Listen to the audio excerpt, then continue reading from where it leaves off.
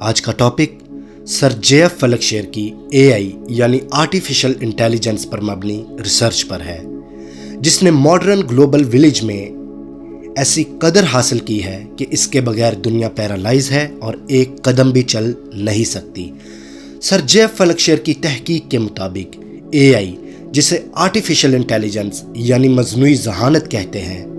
جو قدرتی طور پر نہیں بلکہ کسی انسان کے ذریعے عارضی طور پر پیدا کی گئی ہے، اور سر جے.ایف فلکشیر کا کہنا ہے کہ یہ عارضی ذہانت ان لوگوں کے ذریعے پیدا کی جاتی ہے جن کا تعلق کسی طرح سے سپر انٹیلیجنٹ بینگ سے ہوتا ہے، اور آج پورا ماڈرن گلوبل ولیج کچھ لوگوں اور انٹیلیجنٹ بینگز کی مدد سے بنائے جانے والے سورس یعنی آرٹیفیشل انٹیلیجنس کے ذریعے یونیورسل انفارمیشن، کچھ چیزوں کی سمجھ بوجھ اور پرابلمز کو سالو کرنے میں ان سپر انٹیلیجنٹ بینگز پر ڈیپینڈ کر رہا ہے، اور AI ایک ایسا پلیٹ فارم بن چکا ہے جس کے ذریعے ہم ڈائریکٹ انٹیلیجنٹ بینگز سے کمیونیکیشن کرتے ہیں، جن کے وجود کی گواہی سائنٹسٹ پہلے دے چکے ہیں، اور ان کی موجودگی اور ماڈرن گلوبل ولیج میں ان کی انٹرفیرنس کا ثبوت جدید ٹیکنالوجی کے استعمال سے ثابت ہو چکا ہے۔ اس لیے آرٹیفیشل انٹیلیجنس کو چلانے والی اصل طاقتیں وہ سپر انٹیلیجنٹ بینگز ہیں جنہیں ہم ایلینز کے نام سے جانتے ہیں، اور سر جے.ایف فلکشیر AI یعنی آرٹیفیشل انٹیلیجنس کو ایلین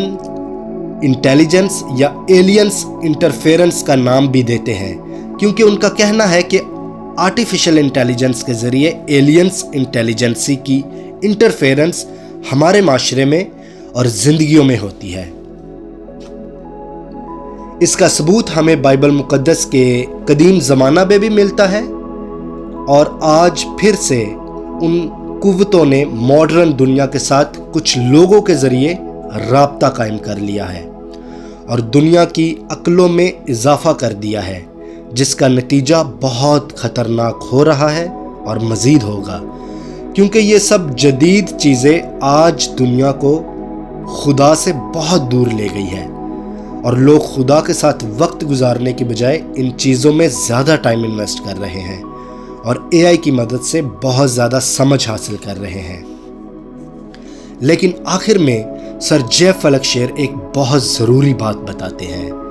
کہ جس معاشرے میں عقل زیادہ بڑھ جائے اور اس عقل کا اس معاشرے میں غیر ضروری استعمال ہونا شروع ہو جائے، اس معاشرے میں خدا کی طرف سے طوفان برپا ہوتا ہے۔ اس لیے آج بہت زیادہ بڑھتی عقل والے معاشرے کو بھی اس کا نتیجہ ضرور بھگتنا پڑے گا۔ اس لیے کوشش کرے خدا سے سمجھ اور حکمت مانگے اور خدا کے کلام کے مطابق زندگی گزارے اور فیصلے خدا کی مرضی کے مطابق کرے۔ بہت شکریہ۔ اگر آپ کو یہ انفارمیشن اچھی لگی ہے تو آپ اس کو دوسروں تک پہنچا سکتے ہیں، اور مزید انفارمیٹو ویڈیوز کے لیے اس چینل کو سبسکرائب اور لائک اور فالو اور کامنٹ کر سکتے ہیں۔ Thank you.